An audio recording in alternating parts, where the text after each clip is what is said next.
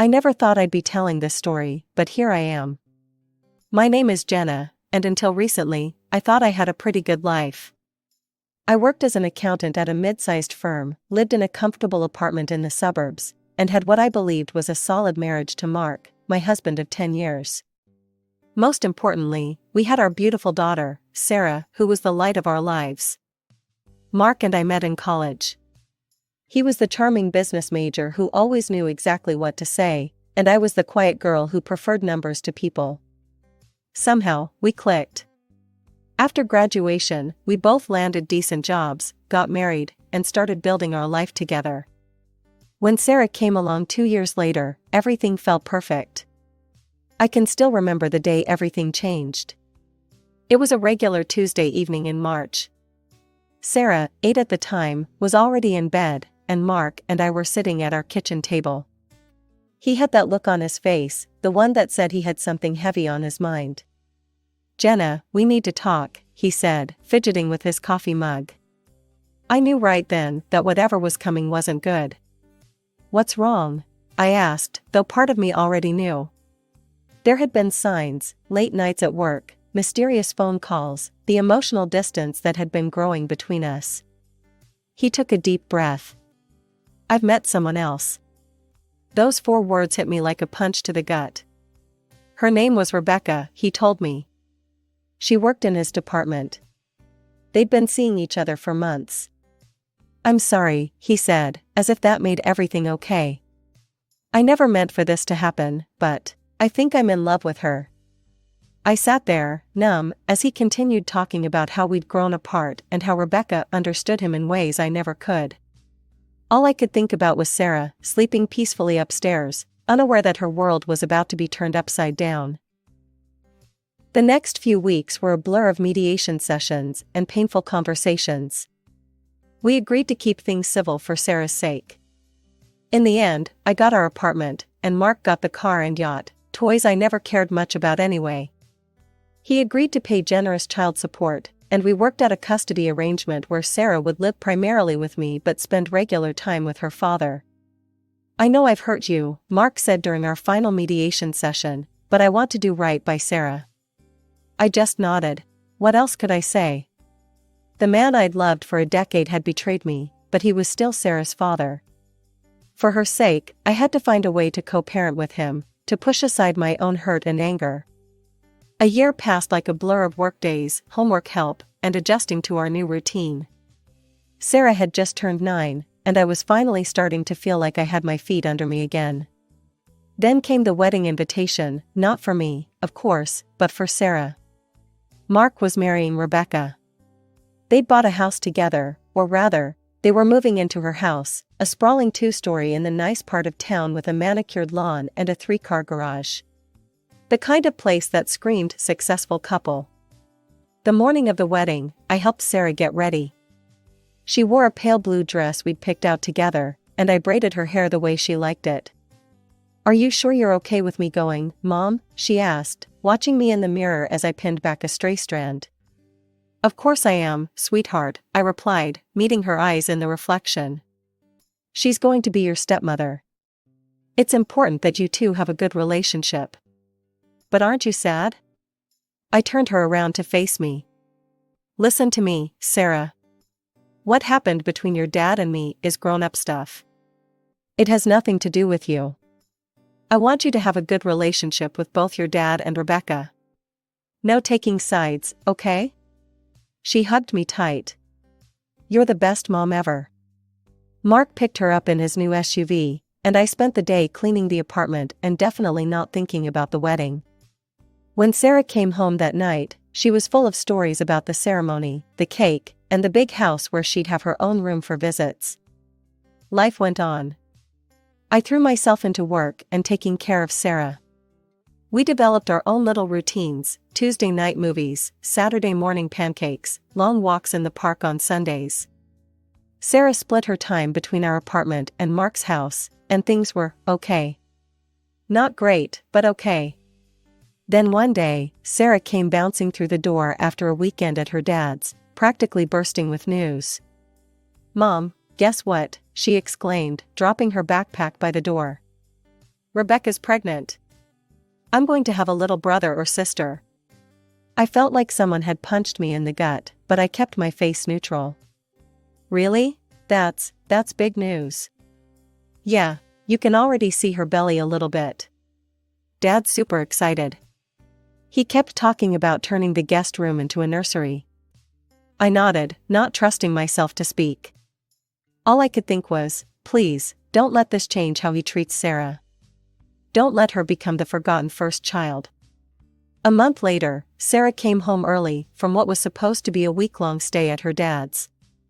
She looked frustrated as she dragged her suitcase through the door. Rebecca's really sick, she explained, flopping onto the couch. She keeps throwing up and getting mad at everything. The smell of Dad's coffee made her cry this morning, and she said my laugh was too loud. So she asked if I could come home early. I sat down next to her, running my hand over her hair. That happens sometimes when women are pregnant. Their hormones make them extra sensitive to everything. I understood pregnancy symptoms all too well, remembering my own months of morning sickness when I was carrying Sarah. So I couldn't really blame Rebecca for being overwhelmed. A couple of weeks after Sarah's early return, Mark pulled up in front of our apartment to pick her up for another visit. I watched from the window as Sarah ran down to his car, her backpack bouncing against her back. Everything seemed normal enough. During the next 2 weeks, I called Sarah every evening. Our conversations were brief but reassuring. "Everything's good, Mom," she'd say. "We had pizza for dinner, or Dad's teaching me to play chess." When she finally came home, though, something seemed off. There were shadows under her eyes that hadn't been there before, and she moved more slowly than usual, like she was carrying a weight on her shoulders. "Honey, are you okay?" I asked, helping her unpack her bag. "You look tired." "Oh, I'm fine," she said, waving off my concern. "I've just been helping Rebecca around the house a bit. You know, cleaning and stuff. She can't do much right now, because of the baby. I even learned how to make spaghetti." My heart swelled with pride. I'd always tried to teach Sarah to be kind and helpful to others. "That's really sweet of you, honey," I said, giving her a hug. "I'm proud of you for helping out." Life went back to normal for a few weeks, until one evening when my phone rang. It was Mark. "Hey, Jenna," he said, his voice careful and measured. "I need to ask you a favor." According to our custody agreement, Sarah was supposed to spend the next month with me, but Mark had other ideas. "Would it be okay if Sarah stayed with us instead?" he asked. "She and Rebecca have really been bonding lately. Sarah's been such a help around the house, and they've gotten really close." I pressed my lips together, considering. Let me ask Sarah what she wants. I called Sarah to the phone, and I could hear the hesitation in her voice as she listened to her father's request. But then Mark's tone changed, becoming excited. "Oh, and sweetheart, I've got a surprise for you," he said. "I just picked up that new computer game you've been talking about. The one with the dragons." "Mom, can I go?" Sarah turned to me, her eyes shining. "Please?" What could I say? Of course, if that's what you want. The next 2 weeks passed quietly. Mark took care of all the school runs, and Sarah seemed to be settling into a routine at their house.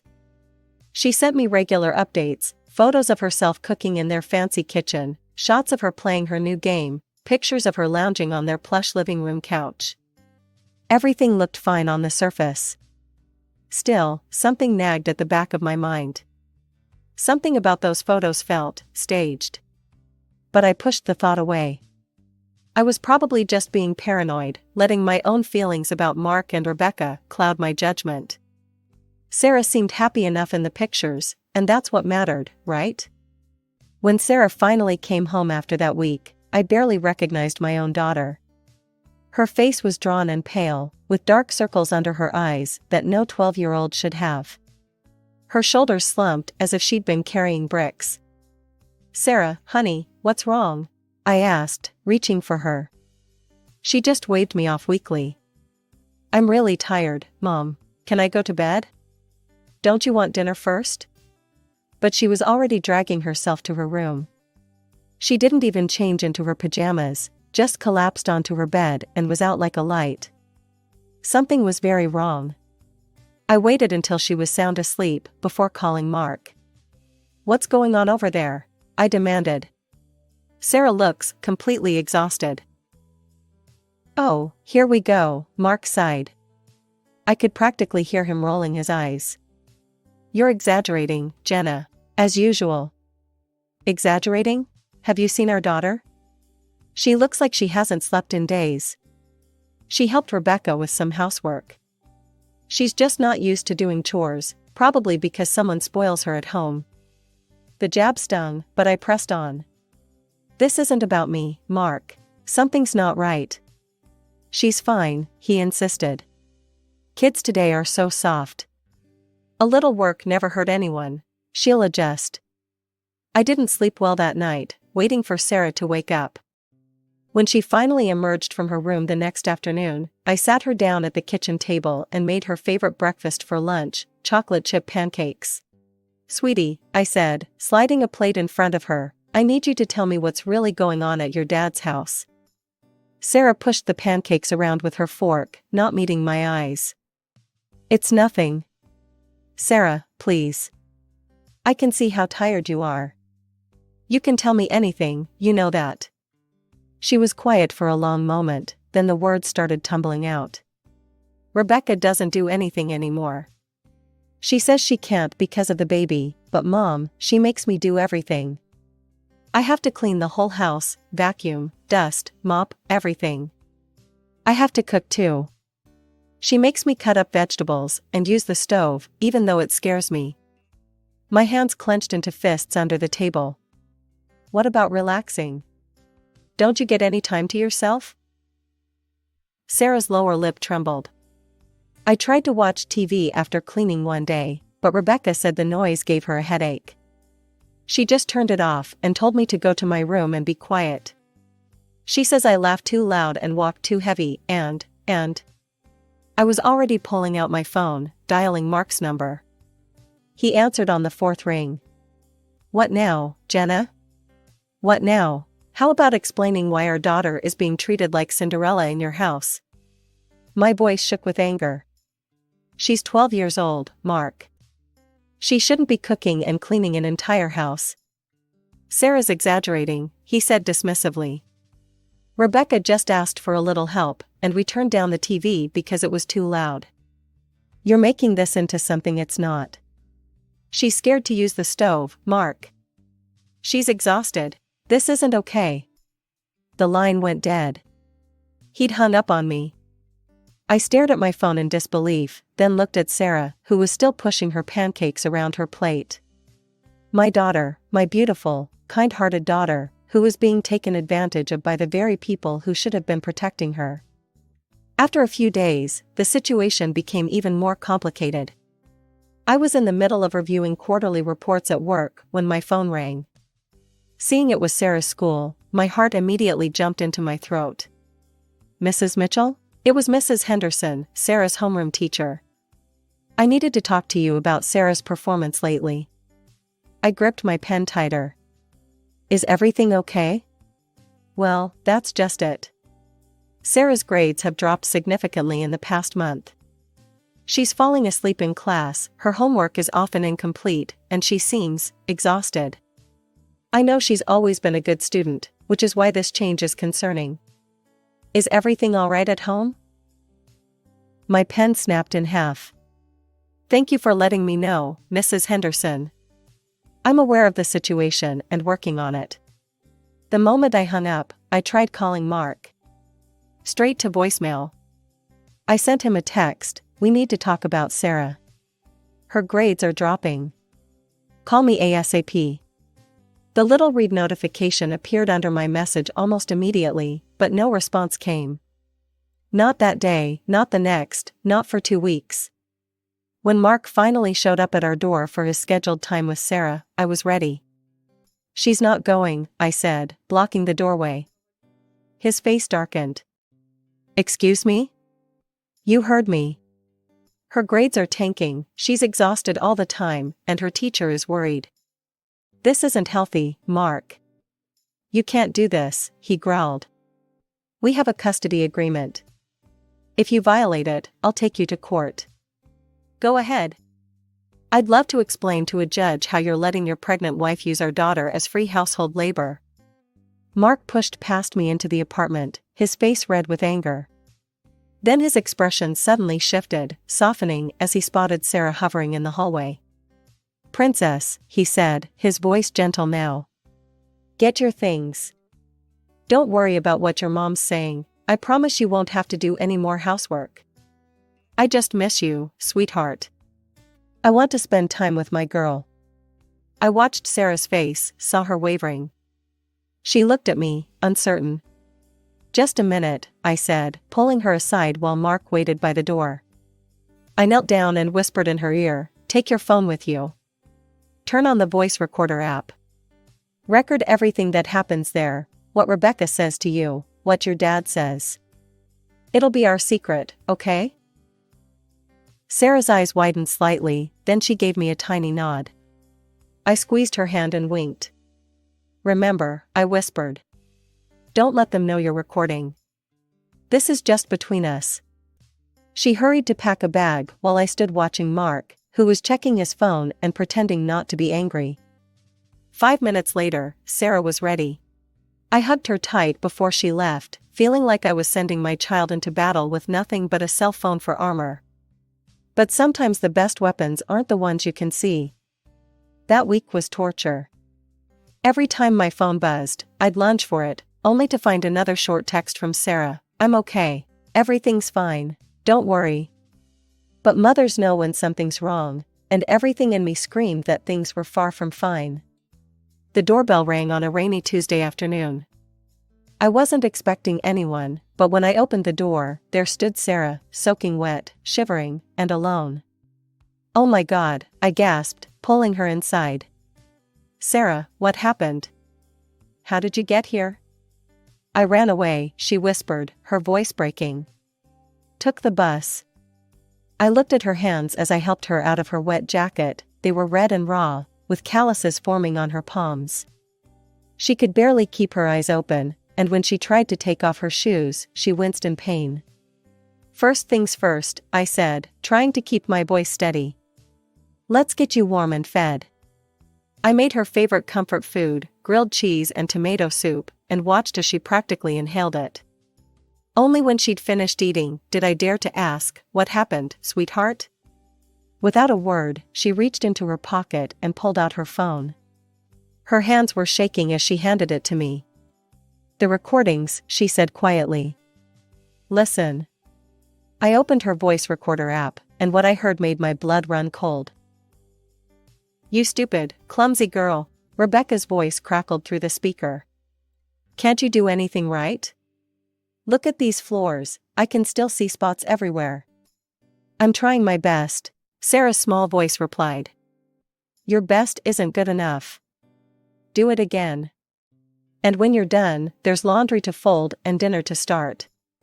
But I'm scared of using the stove. Get out of my sight. Just get out, useless. My hands were shaking as I played recording after recording. Rebecca's voice grew more cruel with each one. You think you're so special? Wait until my baby comes, then you'll really learn what work is. Free babysitter, that's what you'll be. Then came the conversation that broke my heart, Sarah pleading with her father. Dad, please. Rebecca's making me do everything. I'm so tired. Stop lying, Mark's voice was cold, unrecognizable. You're just lazy. Do you know how much money I pay your mother? The least you can do is help around the house. But Dad. Listen to me carefully, his voice dropped to a threatening whisper. If you tell your mother about any of this, I'll take her to court. I'll get full custody, and you'll never see her again.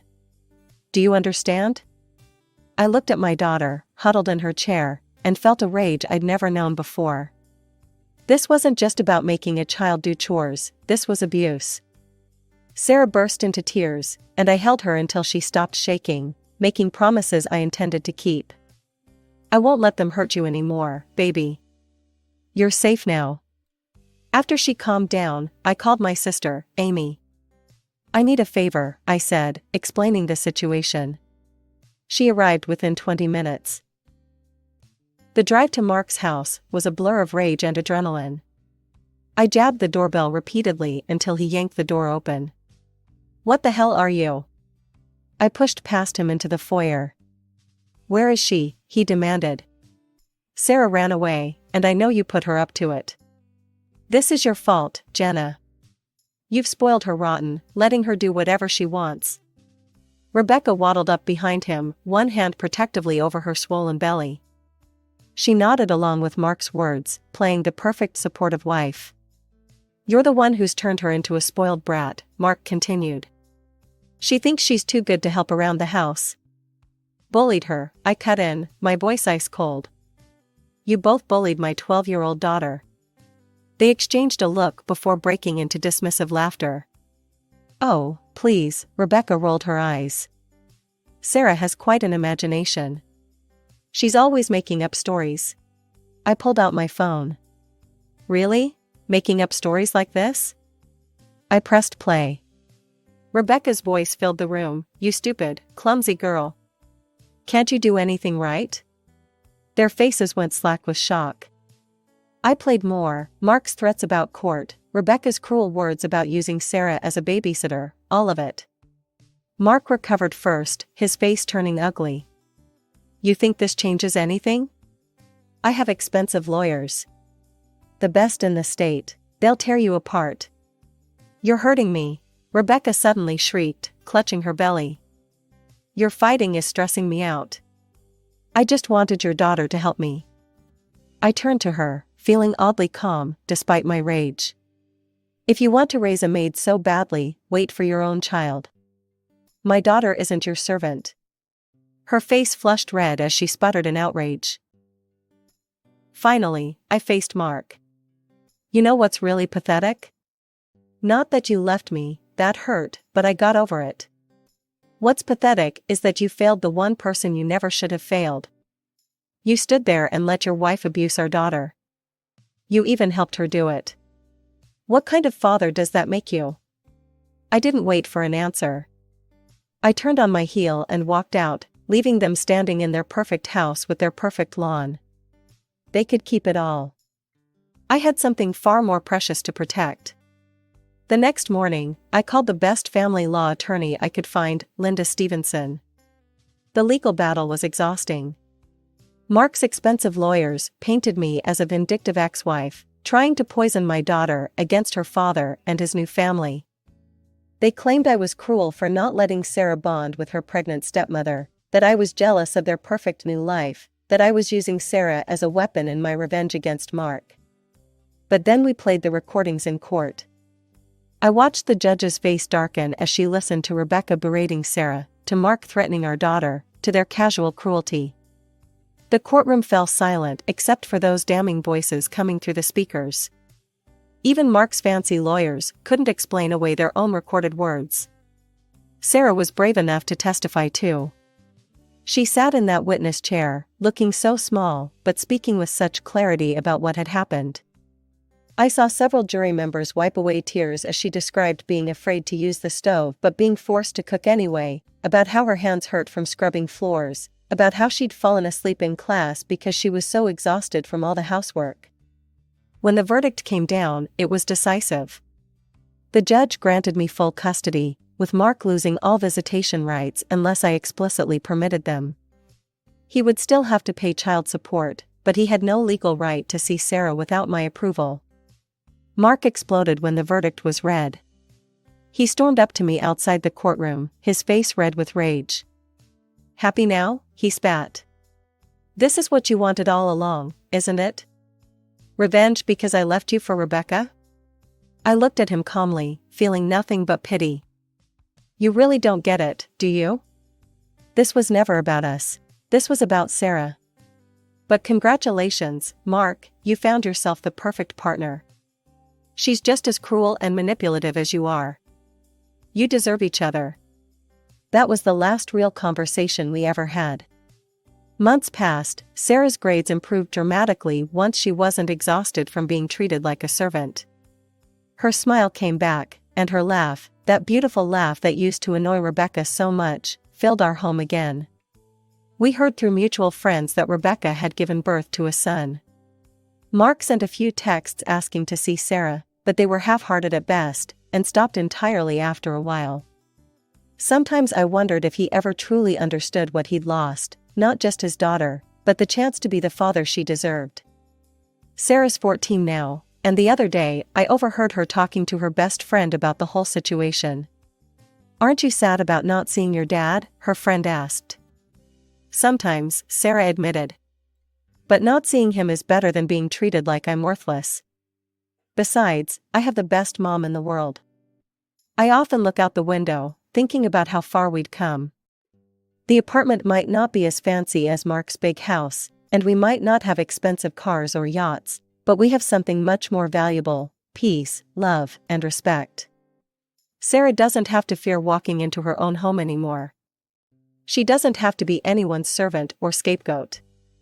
She can just be herself, a bright, funny, kind-hearted teenager who deserves every happiness in the world. As for me, I've learned that sometimes the happy ending isn't the one you imagined. Sometimes it's better. Sometimes it's just a mom and her daughter, making pancakes on Saturday mornings, watching movies together, and filling their home with laughter that's as loud as they want it to be.